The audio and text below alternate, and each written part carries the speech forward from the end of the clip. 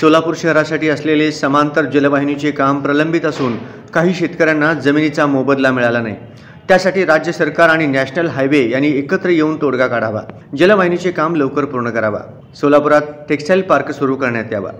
MIDCतून तलावातून सोडण्यात येत असलेल्या दूषित पाण्यामुळे बीबी दारफळ, अकोले काठी, सावळेश्वर, कारंबा गावातील बोरना दूषित पाणी येतो। त्यामुळे शेतकरी पीक घेऊ शकत नाही। जमिनीचे नुकसान होत आहे। केंद्र सरकारने हस्तक्षेप करून यातून तोडगा काढावा। माननीय सदस्य सुश्री प्रणीति जी। धन्यवाद स्पीकर मैडम। मैं आपके माध्यम से सरकार को आकर्षित कुछ मेरे मतदार संघ के क्षेत्र के इश्यूज को करना चाहती हूँ।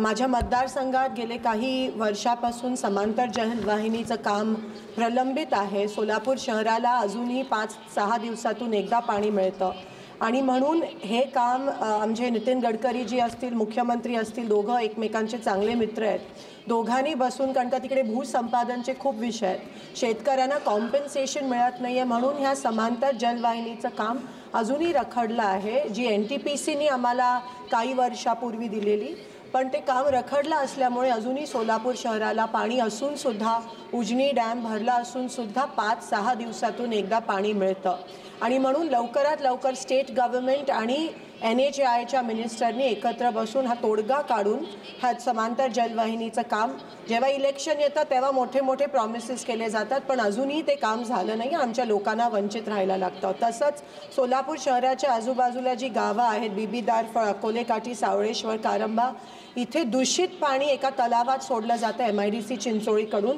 आणि म्हणून त्या गावांना बोर जरी मारला तरी त्याच्यातून दूषित पाणी येतं।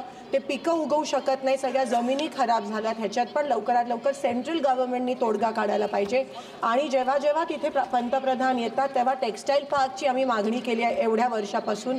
अजूनही सोलापूरला कोणत्याही प्रकारचं टेक्सटाईल पार्क मिळालं नाही आहे, त्यासाठी मी आज इथे उभी आहे।